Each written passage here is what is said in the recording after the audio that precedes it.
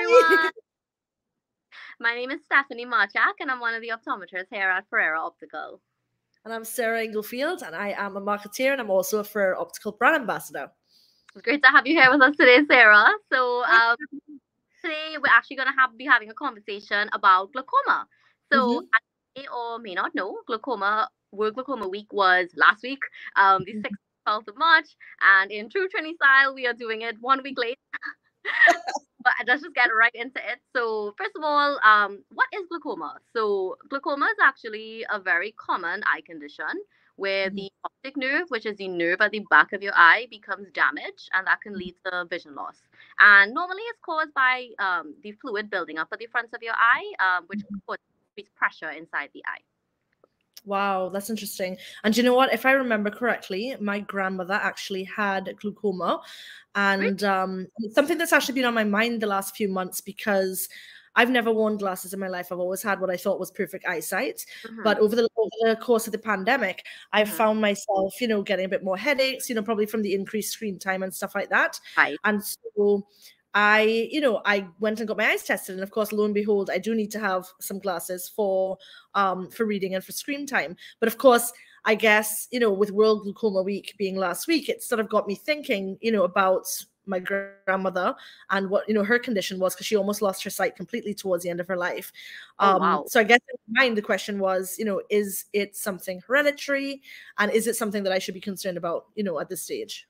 Right. Well, I mean, that is a really great question, a very valid concern to have, because glaucoma actually is hereditary. One of the risk factors for glaucoma is family history.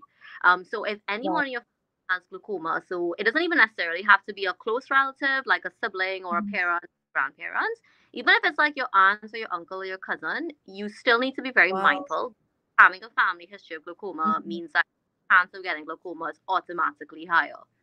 So some other risk factors would be age, and would also be, as I mentioned before, having high pressure inside the eye. Wow. Is that something that I can be checking and monitoring at home, or is it something that I need to come into the optometrist to check? Can I look into the mirror and see something, or is it something a bit more involved Unfortunately, you do have to come in and get it checked out by the optometrist. Technology hasn't advanced so far yet where you can check glaucoma at home, although that makes things a lot easier, not just for me, but also for you as the patient. But no, you do have to come into the optometrist to have these things checked, because there's a number of things we have to look at when we're looking at glaucoma. So one of the things is checking the pressure inside your eye. So that's the first test that we do when you come, that puff of air test that everybody really hates. That actually is very important because we needed to check the pressure inside of your eye to see if it's high or if it's within a normal range. And then the next thing we do is also take a family history. So we ask you all those questions at the start, and we want to know if anyone in your family has any eye problems at all. One of the main things we need to know is if there's glaucoma in your family. And then we also look at the nerve back of your eye. We look at that actual structure, and we look and see if there is any damage or if it looks suspicious at all. And if you have any combination of these things, we will want to refer you on to do extra tests. Wow, that's amazing. So say I do come, obviously I come for my regular checkups, and I am flagged as someone that is, potentially of risk. What are the treatment options that are available? I mean, obviously with me being paro, I start to think of full extreme. I'm like, okay, am I going to need laser surgery, or is this a simple, I do remember that my grandmother was having kind of eye drops in her eyes, but I wasn't quite sure what that was doing. Right. So if it is that you are suspicious in any way, we'll do extra tests. So we'll do a visual field test, and we'll do an OCT.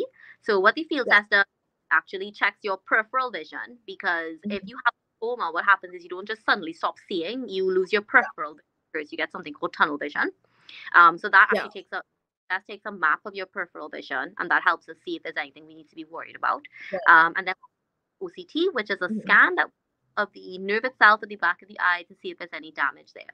And if those tests come back suspicious, we will have to an ophthalmologist to then look for to actually diagnose you with glaucoma, and then start any treatment. So you're quite right, the treatment is eye drops. The first protocol is eye drops, because that's just the easiest. It's just you put an eye drop in the morning or at night, or morning and night. You can do surgery to increase the drainage to lower the pressure inside the eye, because that's what the drops do. The drops are meant to lower the pressure in the eye. But sometimes if the drops are not working or if the pressure is extremely high, then they do the surgery as a way to really control it. So is it that glaucoma can be cured completely with the eye drops and whatever else, or is it something that you're just managing over time? Just in terms of managing the spread, I suppose. Yeah. Well, it is there is no cure for glaucoma. Unfortunately, it is only treatable. So the drops, if you are on drops, it's eye drops for life, or unless the ophthalmologist decides that you do not need drops anymore. But typically, it is remainder. Yeah. But that's the important thing with glaucoma, because there is no cure. Any treatment that needs to start as soon as possible to try to curb the progression. So that's basically, about 40, we need to start screening. But how often are you talking about? Are you talking about once a month, once every 6 months, like every year? Like how often is often? So every year, so typically if you have a family history of glaucoma, if you're over 40 and you have a family history of glaucoma, the test every year. Again, I see patients who are younger and have a family history of glaucoma, and I still recommend every year just to be safe. Never know, because glaucoma doesn't have any symptoms. You're not going to know developing it yourself, so you're still going to feel okay and you're going to see everything okay, and the only way you're going to be able to pick it up is if you have the routine test. So that's why to come and actually have the test. So so typically glaucoma does tend to start a bit, generally it is later on, so the older you are, the the higher the chance of you getting it. The family history 40 and over is where we start kind of watching you a little closer, but it's not unheard of to have it to be monitoring you from earlier on. Great, Stephanie. This has been so helpful. I've really learned a lot, and I think it's definitely given me the nudge I need to go and go and get checked out. It's certainly, nobody wants to lose their eyesight completely. So whatever we can do, certainly whatever I can do, and I'm sure what others can do, at this stage to kind of preempt it, I think is definitely something I'd want to look into. For sure. Thank you so much. Definitely. Oh, you're very welcome. But I also think for something that is so easily treated, I think it is when you see people kind of let their eyesight fall to the wayside for something like that. So you're quite right. I'm really glad I gave you the nudge you needed, and it was great talking to you. Happy to do it again. Thank you so much. Brilliant. Thank you. And so if I wanted to book an appointment, what's the best way to do that? You can call we have a call center. You can call us at 227-7000, or you can send a WhatsApp message at 278-2878. Awesome. Thank you so much, Stephanie. You're very welcome, Sarah. It was a pleasure. Alrighty. Okay, bye. Take care. Bye.